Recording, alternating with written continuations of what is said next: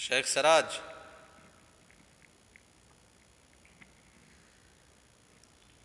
شیخ سراج انت موجود اور غیر موجود؟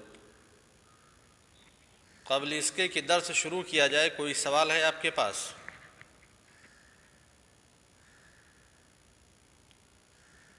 شیخ اسماعیل جی،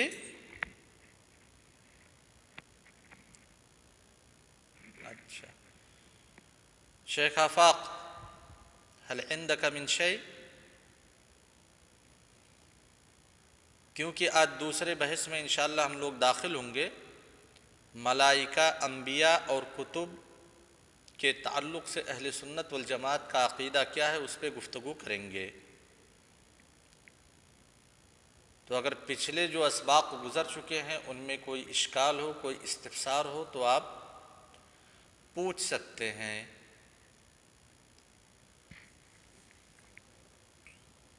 کوئی سوال نہیں ہے؟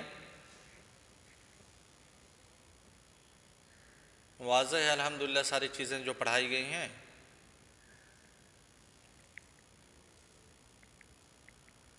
ٹھیک ہے.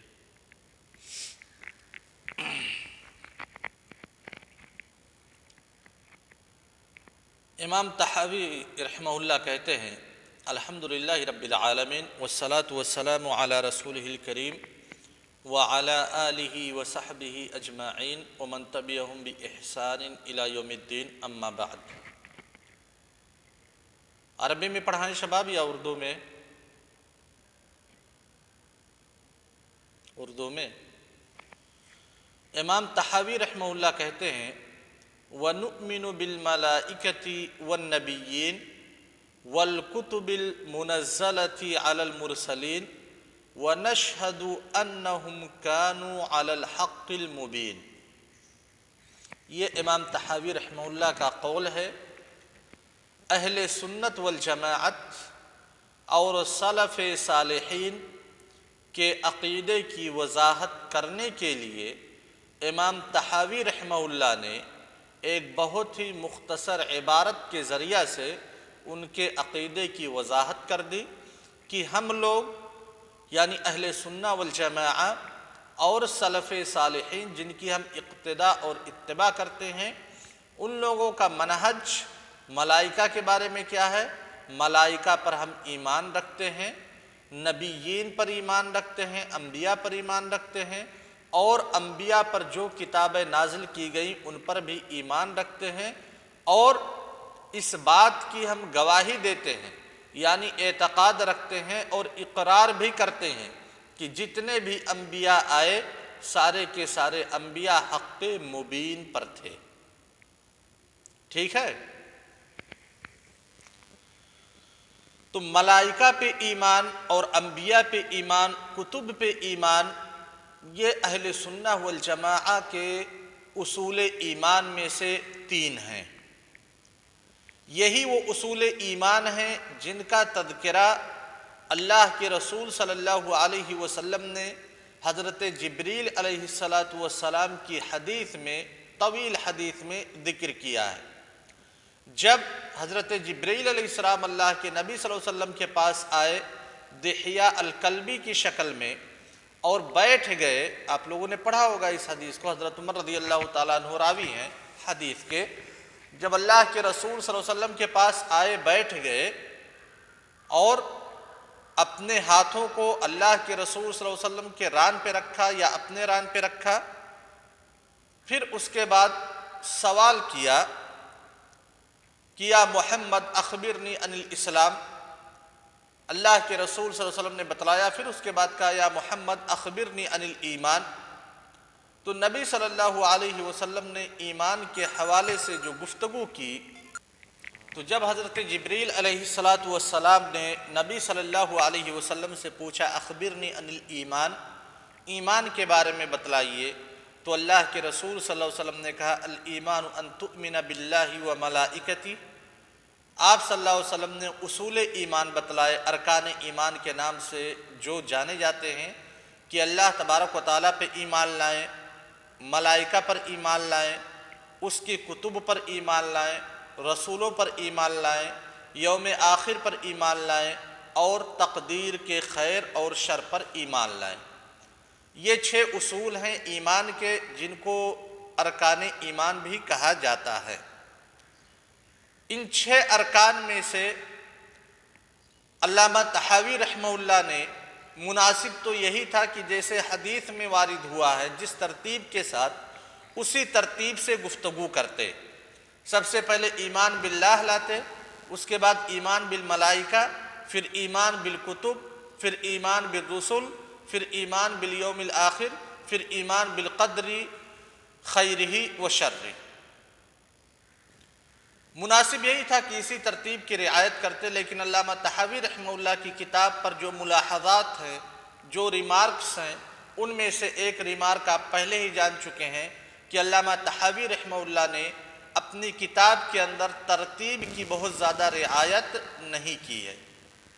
اسی لیے ابن ابی العز الحنفی رحمہ اللہ، جنہوں نے شرح کی عقیدہ طحاویہ کی جو سب سے مشہور شرح مانی جاتی ہے، جس کو ہم لوگ پڑھ رہے ہیں، وہ کہتے ہیں الشیخ رحمہ اللہ لم یجمع الکلام فی الصفات فی المختصر فی مکان واحد۔ الشیخ رحمہ اللہ یعنی کہ علامہ طحاوی رحمہ اللہ کے بارے میں بیان کر رہے ہیں ابن ابی العز الحنفی رحمہ اللہ کہ علامہ طحاوی رحمہ اللہ نے اپنی مختصر کتاب یعنی عقیدہ طحاویہ میں صفات کے بارے میں جو کلام تھا، اس کلام کو ایک ہی جگہ پہ اکٹھا نہیں کیا۔ وَكَذَلِكَ الْكَلَامُ فِي الْقَدْرِ وَنَحْوِ ذَلِكَ، ایسے ہی قدر کے معاملے میں جو گفتگو تھی، جو مسائل تھے، ان کو ایک جگہ اکٹھا نہیں کیا۔ وَلَمْ يَعْتَنِ فِيهِ بِتَرْتِيب، اور کسی بھی ترتیب کی رعایت نہیں کی۔ وَأَحْسَنُ مَا يُرَتَّبُ عَلَيْهِ کتاب اصول الدین ترتیب و جواب النبی صلی اللہ علیہ وسلم لجبریل علیہ السلام حین سألہ عن الایمان، اور سب سے بہتر طریقہ کسی بھی عقیدہ کی کتاب کی ترتیب کی سب سے بہتر جو ترتیب ہو سکتی ہے، وہ حضرت جبریل علیہ السلام کے ذریعہ پوچھے گئے سوال کے جواب میں جو اللہ کے رسول صلی اللہ علیہ وسلم نے ترتیب اپنایا تھا، یعنی پہلے ایمان باللہ، اس کے بعد ایمان بالانبیاء، اس کے بعد ایمان بالملائکہ، اس کے بعد ایمان بالکتب، اس کے بعد ایمان بالرسل، اس کے بعد ایمان بالیوم الآخر، اور اخیر میں ایمان بالقدر۔ تو ایمان بالقدر کی گفتگو علامہ طحاوی رحمہ اللہ پہلے کر چکے ہیں۔ ایمان باللہ کی گفتگو علامہ طحاوی رحمہ اللہ پہلے کر چکے ہیں، اور اللہ تبارک و تعالیٰ کے کلام کے بارے میں بھی گفتگو پہلے کر چکے ہیں۔ نبی کریم صلی اللہ علیہ وسلم کی خصوصیات کے بارے میں گفتگو کر چکے ہیں۔ اب یہاں پہ ذکر کر رہے ہیں بغیر کسی ترتیب کے کہ ایمان بالملائکہ، ایمان بالانبیاء اور ایمان بالکتب، یہ 3 چیزیں ایک ساتھ انہوں نے ذکر کی ہیں۔ تو ایمان بالملائکہ، ایمان بالانبیاء اور ایمان بالکتب، ان تینوں میں ایک چیز قدر مشترک ہے۔ ایمان اہل سنہ والجماعہ کا یا سلف صالحین کا جو ایمان ہے ان 3 چیزوں پہ، یعنی الکتب، الانبیاء، الملائکہ، اس ایمان کی 2 قسمیں ہیں۔ ایک ہے ایمان مجمل اور ایک ہے ایمان مفصل۔ سمجھ گئے شباب؟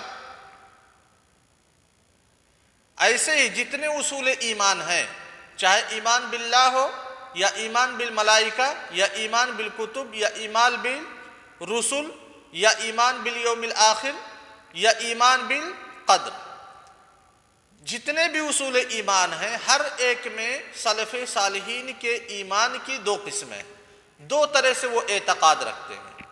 ایک ہے ایمان مجمل، یعنی ملائکہ، ملائکہ کی کیفیت سے بحث نہیں ہے، ملائکہ کا ذکر آیا، ہم ملائکہ کے وجود پر ایمان رکھتے ہیں، ان کی کیفیت کو ہم نہیں جانتے، ان کے اعمال کو نہیں جانتے۔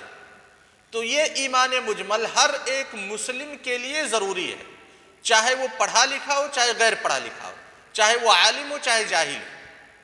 سمجھ گئے نا شباب؟ ایک منٹ فون آ رہا ہے قاری صاحب کا۔ جی شباب، تو ایمان بالملائکہ یا جو اصول ایمان ہیں، ہر ایک مسلم کے لیے چاہے وہ عالم ہو یا جاہل ہو اجمالی طور پہ ایمان رکھنا ضروری ہے۔ اس چیز کا اعتقاد رکھنا ضروری ہے کہ اللہ تبارک و تعالیٰ کی ذات ہے، اللہ تبارک و تعالیٰ موجود ہے، وہ ہمارا خالق ہے۔ اب اللہ تعالیٰ کی صفات کیا ہیں، اس کے اسما کیا ہیں، اس کے بہت سارے اعمال کیا ہیں، اللہ تبارک و تعالیٰ کے پاس عرش ہے، کرسی ہے، یہ ساری چیزیں تفصیلات ہیں، ٹھیک ہے۔ ان تفصیلات کو ایک عالم ہی جان سکتا ہے، ٹھیک۔ اگر ان تفصیلات کو ایک جاہل نہیں جانتا ہے تب بھی اس کے اوپر کوئی اثر نہیں پڑے گا، اس کے ایمان کے اوپر، سمجھ رہے ہیں نا۔ ایسے ہی ملائکہ ایک مخلوق ہے، ان کا وجود ہے۔ اللہ تبارک و تعالیٰ نے فرشتوں کا ذکر قرآن کریم میں کیا ہے، لہذا فرشتوں پر ایمان لانا یہ ضروری ہے ہر ایک مسلمان کے لیے، چاہے وہ عالم ہو یا جاہل ہو۔ لیکن اب ان فرشتوں کے اصناف کیا ہیں، ان کے اسما کیا ہیں، ان کے اعمال کیا ہیں، یہ سب تفصیلی بحث ہے۔ تو ان تفصیلات میں جو عالم ہیں، جو جانتے ہیں، جن کے سامنے سے نص گزری ہے، تو ان کے لیے ضروری ہے کہ ان تفصیلات پہ وہ ایمان رکھیں، ٹھیک ہے۔ اور جو جہلا ہیں، جو ان ساری نصوص کو نہیں سمجھ سکتے، تو اگر وہ ان ساری چیزوں کا اقرار نہیں کرتے ہیں، جیسے آپ نے کسی جاہل سے پوچھا کہ اچھا یہ بتلاؤ ان فرشتوں کی تعداد کتنی ہوگی جو عرش کو اٹھائے ہوئے ہوں گے، وہ کہے مجھے نہیں پتا، مجھے تو یہ بھی نہیں پتا کہ عرش کیا ہے، تو کیا کہو گے کہ تمہارا ایمان ادھورا ہے؟ نہیں۔ لیکن ایک ایسا شخص جس کے پاس سے یہ نص گزری ہے، وَيَحْمِلُ عَرْشَ رَبِّكَ فَوْقَهُمْ يَوْمَئِذٍ ثَمَانِيَةٌ، جو ایک عالم، اگر اس سے پوچھا جائے کہ ان فرشتوں کے بارے اس آیت کی تفسیر تم کیا کرتے ہو، وَيَحْمِلُ عَرْشَ رَبِّكَ فَوْقَهُمْ يَوْمَئِذٍ ثَمَانِيَةٌ، تو اگر وہ کہتا ہے کہ عرش سے مراد یہاں پہ اللہ تعالیٰ کی بادشاہت ہے، اور یہاں پہ جن فرشتوں کا تذکرہ آیا ہے یہاں پہ فرشتے نہیں مراد ہیں، بلکہ انسان کے اندر جو خیر کا مادہ ہے، خیر کا غریزہ ہے، وہ مراد ہے، تب ایسے شخص کے بارے میں کہا جائے گا بھائی تم انحراف کے شکار ہو، سمجھ گئے نا۔ تو جتنے بھی اعتقادات ہیں، ایک ہے اعتقاد مجمل، ایک ہے اعتقاد مفصل، اور اعتقاد مجمل، ایمان مجمل ہر ایک مکلف کے اوپر فرض عین ہے، لہذا ہر ایک مکلف کے لیے ضروری ہے کہ اللہ تعالیٰ پر ایمان، ملائکہ پر ایمان، کتب پر ایمان، رسول پر ایمان، یوم آخر پہ ایمان اور قدر پر ایمان اجمالی طور پہ لائے، ٹھیک ہے۔ اب آتے ہیں، ذرا دیکھ لیتے ہیں کہ اجمالی طور پہ تو ایمان لے آئے، لیکن ہم لوگ طلبہ ہیں، ہم یہ جاننا چاہتے ہیں کہ ملائکہ کے اوصاف کیا قرآن کریم میں ذکر ہوئے ہیں یا حدیث میں ذکر ہوئے ہیں، ملائکہ کی کن جزئیات کا تذکرہ کیا گیا ہے شریعت کے اندر، ان کو بھی جاننے کی کوشش کرتے ہیں، ٹھیک۔ اب یہاں سے جو ہم پڑھیں گے، ایک قاعدہ ہمارے ذہن میں ہونا چاہیے کہ جتنی ہم ایمان کے ارکان پڑھ رہے ہیں، ساری چیزوں کا تعلق غیبیات سے ہے، لہذا غیبیات سے جن کا تعلق ہے ان کی معرفت کا واحد راستہ وحی ہے، نصوص شریعت میں جتنی تفصیل ان کے بارے میں وارد ہوئی ہے اتنی تفصیل پر ایمان لانا ہمارے لیے ضروری ہے، نہ ہم اس میں کچھ کمی کر سکتے ہیں نہ زیادتی کر سکتے ہیں، ٹھیک ہے، ٹھیک ہے۔ اب فرشتوں کے بارے میں دیکھتے ہیں کہ فرشتوں کا تذکرہ شریعت میں کہاں کہاں پہ آیا اور کیا کیا ان کے اوصاف بتلائے گئے۔ فرشتوں کا تذکرہ احادیث نبویہ میں بھی آیا ہے اور قرآن کریم میں 3 جگہ پہ اللہ تبارک و تعالیٰ کے ذکر کے ساتھ آیا ہے۔ یعنی اللہ تعالیٰ کا ذکر ہوا، اس کے بعد فرشتوں کا ذکر ہوا 3 جگہ پہ۔ ایک ہے سورہ بقرہ آیت نمبر 177، ایک ہے سورہ نساء آیت نمبر 136، ایک ہے سورہ بقرہ پھر آیت نمبر 285۔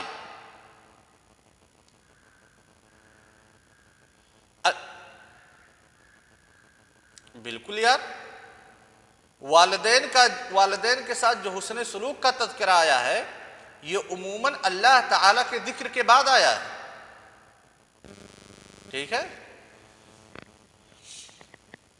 پہلی آیت ہے سورہ بقرہ آیت نمبر 177 میں اللہ تعالیٰ ارشاد فرماتے ہیں وَلَكِنَّ الْبِرَّ مَنْ آمَنَ بِاللَّهِ وَالْيَوْمِ الْآخِرِ وَالْمَلَائِكَةِ وَالْكِتَابِ وَالنَّبِيِّ، ٹھیک ہے۔ دوسری جگہ پہ ارشاد فرمایا وَمَن يَكْفُرْ بِاللَّهِ وَمَلَائِكَتِهِ وَكُتُبِهِ وَرُسُلِهِ وَالْيَوْمِ الْآخِرِ فَقَدْ ضَلَّ ضَلَالًا بَعِيدًا، سورہ نساء میں۔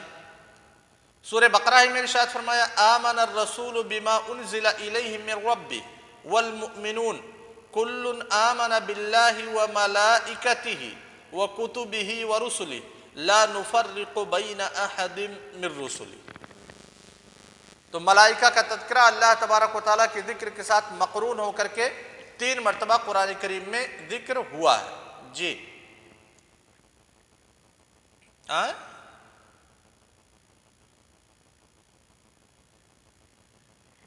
اب ملائکہ کے ان صفات کا تذکرہ، ان صفات کی طرف ہم رجوع کرتے ہیں جن کا تذکرہ قرآن کریم میں آیا ہے۔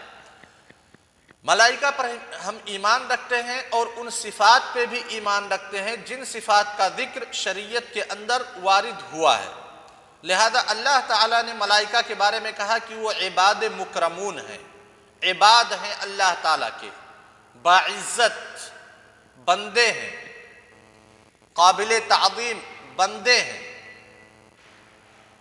لہذا جب اللہ تعالیٰ نے ملائکہ کے بارے میں کہا عباد، جیسا کہ اللہ تبارک و تعالیٰ سورہ انبیاء آیت نمبر 26 اور 28 میں ذکر کرتے ہیں وَقَالُوا اتَّخَذَ الرَّحْمَنُ وَلَدًا سُبْحَانَهُ بَلْ عِبَادٌ مُكْرَمُونَ لَا يَسْبِقُونَهُ بِالْقَوْلِ وَهُمْ بِأَمْرِهِ يَعْمَلُونَ يَعْلَمُ مَا بَيْنَ أَيْدِيهِمْ وَمَا خَلْفَهُمْ وَلَا يَشْفَعُونَ إِلَّا لِمَنِ ارْتَضَىٰ وَهُمْ مِنْ خَشْيَتِهِ مُشْفِقُونَ۔ اللہ تبارک و تعالیٰ نے ملائکہ کے بارے میں کہا کہ وہ عباد مکرمون ہیں، بندے ہیں۔ لہذا جو یہ ایک چیز پھیلائی جا رہی ہے فلاسفہ کی طرف سے، فلسفیوں کی طرف سے، عقلانیوں کی طرف سے، کہ در حقیقت انسان کے اندر جو خیر کا غریزہ ہوتا ہے، جو خیر کی نیچر ہوتی ہے، فطرت ہوتی ہے، اسی کا نام فرشتہ ہے، اور انسان کے اندر جو شر کا نیچر ہوتا ہے، شر کی جو فطرت ہوتی ہے، شر کا جو غریزہ پایا جاتا ہے، اسی کو شیطان کا نام دیا جاتا ہے۔ یعنی جبلت اگر خیر کی ہے تو وہ فرشتہ ہے، اور اگر جبلت اگر شر کی ہے تو وہ شیطان ہے۔ یہ فلاسفہ اور عقلانیوں کا یہ قول بالکل ہی مردود ہے۔ کیوں؟ کیونکہ اللہ تعالیٰ نے فرشتوں کے بارے میں کہا عباد، وہ بندے ہیں، ٹھیک ہے شباب۔ لہذا فرشتے ایک مخلوق ہیں، کوئی غریزہ نہیں ہے انسان کے اندر، کوئی جبلت نہیں ہے۔ اللہ تعالیٰ نے فرشتوں سے بات کی حضرت آدم علیہ السلام کی تخلیق کے وقت، کی یا نہیں کی؟ وَإِذْ قَالَ رَبُّكَ لِلْمَلَائِكَةِ إِنِّي جَاعِلٌ فِي الْأَرْضِ خَلِيفَةً قَالُوا، جب فرشتوں کو بتلایا تو فرشتوں نے کہا یہ انسان کے اندر موجود کوئی غریزہ نہیں ہے جو بول رہا ہے۔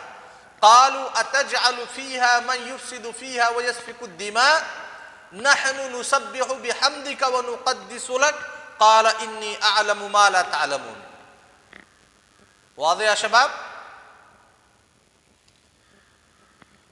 اللہ تعالیٰ نے فرشتوں کے اقسام بھی بتلائے ہیں کہ سارے فرشتے ایک ہی کام نہیں کرتے، ان میں سے بعض فرشتے ایسے ہیں جو موت کے ذمہ دار ہیں، جن کو ملک الموت کہا جاتا ہے۔